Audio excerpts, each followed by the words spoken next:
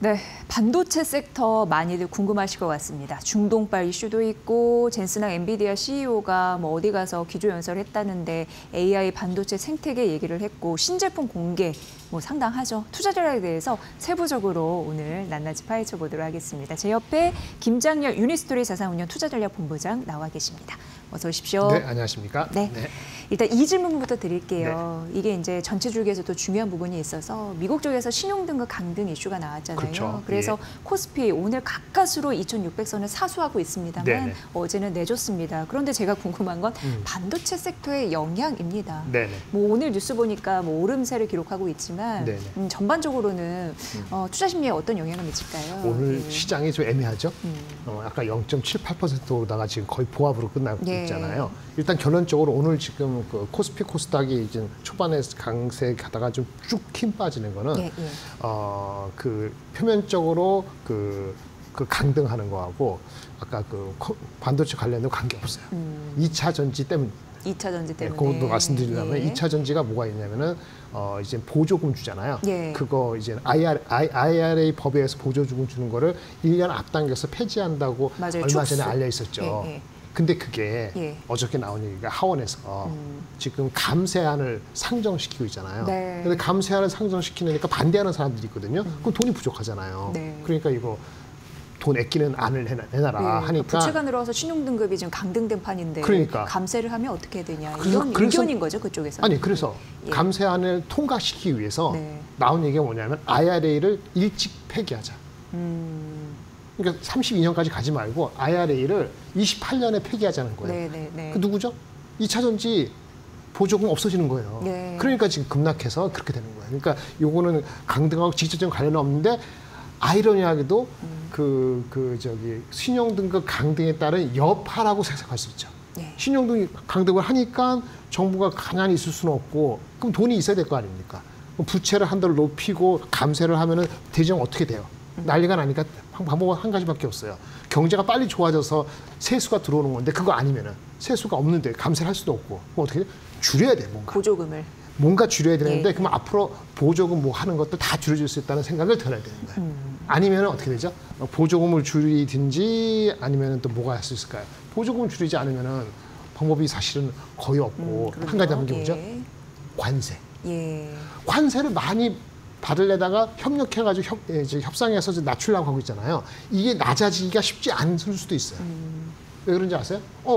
그 돈 나올 데가 없으니까 관세를 30%까지 중국은 낮췄고 다른 나라 25%를 협상하고 있는데 이거를 미국이 씨 부르듯이 확 낮출 거라고 생각을 좀 했을 수도 있는데 이거 만만치 않다. 그렇죠. 돈 나올 데가 없으니까.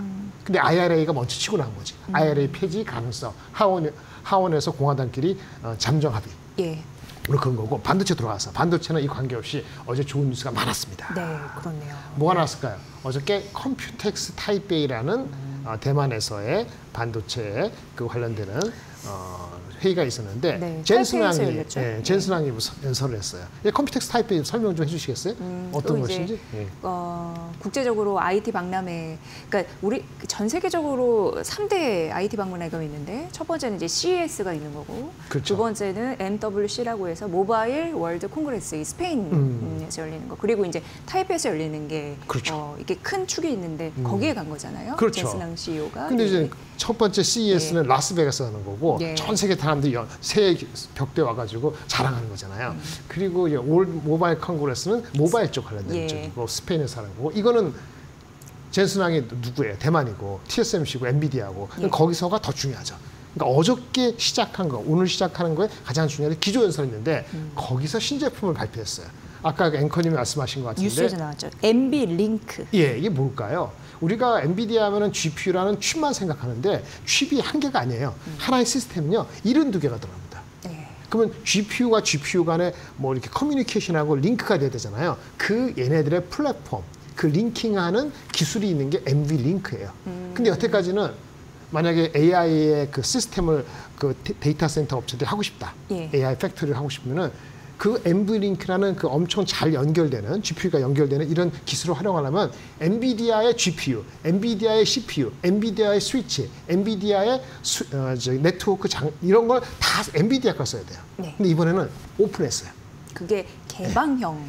그러니까 엔비디아 거 GPU는 엔비디아 GPU 안 쓰고 예를 들어서 콜컴 아니면 뭐 마벨, 미디아텍이 자기네들이 개발한 어떤 그런 칩 있잖아요. AI에 해당되는 거. 그걸 쓰면서 연결할 수 있게끔 오픈한 거예요. 그러니까 생태계를 이렇게 확대한 거죠. 그래서 그게 뭐 맞춤형, 그러니까 반도체 맞춤형 에이직 생태계로 확장하겠다라는 그 골자인 거죠. 그렇죠. 파트너가 돼요. 경쟁자가 아니고 마벨이나 미디어텍이 경쟁자가 아니고 파트너가 돼서 얘네들한테도 AI를 확대할 수 있게끔 자기네의 핵심 연결 기술을, 네트워크 기술을 오픈한 거예요. 그래서 굉장히 좋은 뉴스예요. 그러면 굉장히 NV링크 퓨전은 중요한 거네요. 아주 중요한 겁니다. 그러니까 NV링크가 아니고 퓨전은 완전히 달라진 거예요.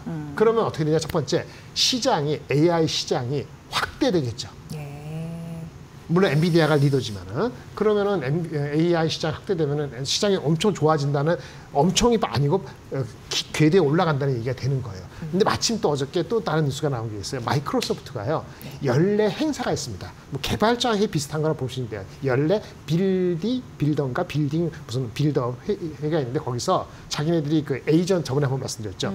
에이전틱? 내가 이렇게 주문하면 얘가 생각한 다음에 계획해가지고 실행하고 피드백 주고 이런 비서 역할하는 에이전트 AI를 비전을 발표했어요. 코딩부터 윈도우 검색하는 까지 모든 걸 다 하는 거예요. 그래서 그 무거운 마이크로소프트가 어제 같은 장에도 1% 넘게 올랐어요.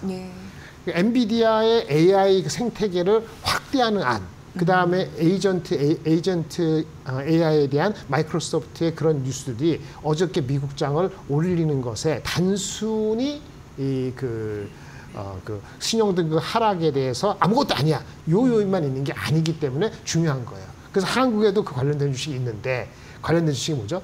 딱 보면은 하이닉스가 나잖아요. SK 하이닉스. 근데 더 중요한 게 있어요. 이렇게 AI가 확대되잖아요. 그러니까 데이터 센터 업체들이 엔비디아 거 쓰고 뭐 다른 거 써가지고 데이터 센터를 마구마구 이렇게 하는 의욕이 생기잖아요. 뭐가 부족해요? 전기가 부족하죠. 그래서 전력 설비 쪽이 오늘 오르는 흐름들이 나타나는 미국도로 한국도로 오히려 어저께 엔비디아는 별로 안 올랐거든요. 근데 전력 관련되면 GE 베너바나 이런 거는 4%씩 올랐어요. 한국도 대표적인 올랐죠. HD 현대일렉트릭 포함해서 전력기기가 올라가는 거예요. 그리고 하이닉스도 가는데 하이닉스가 조금 힘이 못 받는 건 뭐냐면은 미국도 마찬가지 경쟁 요인이 있는 거예요. 마이크론하고 경쟁하고 혹시 삼성전자 올라가면은 그렇고 그 다음에 우리 AI는 좋은데 일반 휴대폰이나 이런 쪽은 지금 관세 때문에 미리 수요를 땡긴 게 있지 않아? 그러면 가을쯤 되면 수요가 AI 말고 넌 AI는 수요가 다시 내려가는 거 아니야라는 일부 지적이 있다 보니까 이 강세를 그 전력기기만큼 못 가져가는 거예요. 한국이나 미국이나 둘 다.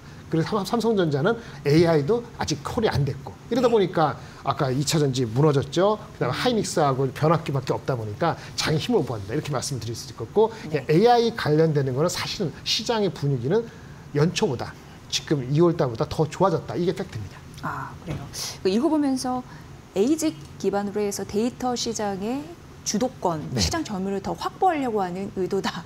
이렇게 분석이 되고 있는 거고 그 AI 에이전틱이라고 해서 굉장히 어려운 그런 연산 같은 경우도 추론 뭐 이런 부분 하면서 빠르게 해결하는 게 이제 AI 에이전틱 뭐 이런 설명을 하는데 기계, 구글, 메타뿐만 아니라 이제 개별 기업들도 공략할 수 있는 그렇죠. 그런 제품이라는 거잖아요. 생태계가 확대되는 겁니다. 속도는 아주 뭐 이렇게 드라마틱하지 않더라도 분위기가 한 3년을 보는 거니까 보는 사람들은 뭘 사겠어요. 그러면 이제 뻔한 거죠. 마이크로소프트라든지 엔비디아 사야 되는 거고. 그런데 전력이 부족하니까 지금 당장에 인프라가 부족하네. 전력기기부터 사는 거예요. 이렇게 말씀드렸습니다. 네, 역시나 뭐 AI 반도체 시대에 필수적으로 따라가는 연간 섹터가 눈에 띕니다. 그런 흐름으로 오늘장도 낙수 효과를 일장 받은 그렇습니다. 거죠. 이렇게 설명할 수 있고 최근 중동발 이슈도 꽤 영향력이 좀 컸습니다.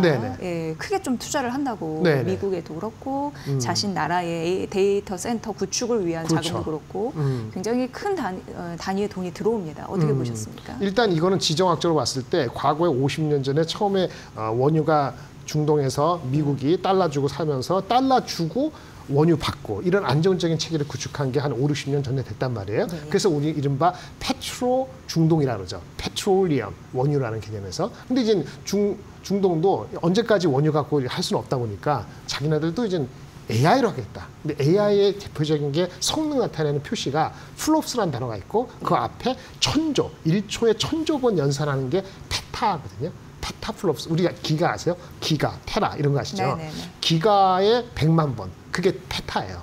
그러니까 천조 연산할 수 있는 정도의 대명사가 페타플롭스니까 페트로 중동이 이제 페타 시대로 바뀌는 거예요. 그걸 발을한 것이 엔비디아 포함해서 여러 사람들이 갔죠. 이제 트럼프가 이렇게 같이 데려가는데 한마디로 그거는 중국의 수요에 대해서 우리가 액세스를 못할 수 있다는 엔비디아의 걱정이 좀 있지 않습니까? 그게 한 10몇 프로 되는데요. 10몇 프로 되는데 중동도 UAE하고 사우디가 지금 얘기하고 있는 거 보니까 향후 한 5년 내로 한 10에서 15%가 새로 생길 수 있다는 거예요. 그러면 네네. 중국이 조금 빠지더라도 엔비디아 입장이나 미국 입장에서 AI를 팔아먹는 입장에서는 별 크게 문제가 안 된다는 안도의 이슈가 되는 거고 그거는 우리 하이닉스나 이런 데한테도 좋은 뉴스가 되는 거죠. 그래서 지난주에 한 10% 정도 엔비디아가 바닥에서 많이 올랐다. 이렇게 말씀을 드릴 수 있겠습니다. 중동 자본이 들어오니까 미국 내 GPU나 네. 서버의 공급망 확대 네네. 이런 부분에 대해서 당길 여력이 좀 있다. 그럼요. 그렇죠. 물론 네. 그것을 이제 서버 만드는 회사들이 대리나 뭐 저기 중국에 있는데 미국에 와서 짓건 아니면 여태까지 대만에 짓든 그거는 이 위치의 문제고 어제 관세의 문제긴 하지만은 수요가 새롭게 10 to 15, 10에서 15%가 생길 수 있다. 3, 4년 내로. 네. 이거는 매우 포지티브한 이슈라고 볼 수 있겠습니다. 지금 트럼프 중동 외교 때문에 AI가 웃고 있는 상황인데 그렇죠. 팔란티어 종목도요. 네. 추가적으로 투자, 협상에 기대감이 있다. 맞아요. 이런 부분이 좀 나왔어요. 언급되는 게. 네네네. 네, 어떻게 보세요? 어떤 맥락에서 그런 얘기가 이게 나오는 팔란티아가 건지. 잘 헷갈리죠. 네. 팔란티아는 뭐 하는 회사냐면요. 우리 기업 있잖아요. 기업별로 회사가 다르잖아요. 우리 윈도우 OS 아시죠? 윈도우 운영체계. 예. 그거를 기업별로 만들어주는 회사야. 근데 기업별로 만드니까 엄청나게 보안도 필요하잖아요. 그런데 팔란티어는 여태까지 미국의 정부하고 그런 신뢰에서 보안을 입증받았기 때문에 한마디로 기업별로 데이터를 분석해서 AI를 만들 수 있게끔 해주는 걸 역할을 하는 거란 말이에요. 물론 얘네들이 그 무슨 언어 모델 같은 걸 중점으로 만들지 않습니다. 그거는 뭐 XAI라든지 오픈AI에서 가져와서 자기네가 쓰는데 얘네들은 그 핵심적인 거를 자기가 만드는 거예요. 근데 이번에 가서 그 기술을 어디다 썼냐면은 그 사우디아라비아의 국방부 있잖아요. 그런 쪽에 국방부에도 들어간 거예요. 그 엄청난 파워가 있는 거죠. 그러면 거기에 이제 국방을 현대화하는데 그 국방의 드론이라든지 무기치 시스템, 공격 시스템 같은 경우를 면밀히 관찰해서 AI로 관찰 모니터하고 그거를 패키징할 수 있는 기술이 누가 있느냐? 이제 팔란티아가 있는 거지. 이게 등록이 이번에 다시 한번 부각이 됐기 때문에 팔란티아는 어떻게 보면은 과거에 그 테슬라하고 비슷한 정도의 약간의 어떤 그 기운이 모아진다고 볼 수 있고 밸류에이션이 오래 보지 마시고요. 3년, 4년 뒤에 밸류에이션이 점점 매년 30%씩 더 낮아진다. 그래서 3년, 4년 뒤면은 밸류에이션이 200배가 아니고 한 5, 60배 갈 수 있다는 개념을 가지면은 내려갈 때마다 살 수 있는 그런 주식이다. AI에서는 이제 소프트웨어적으로 봤을 때는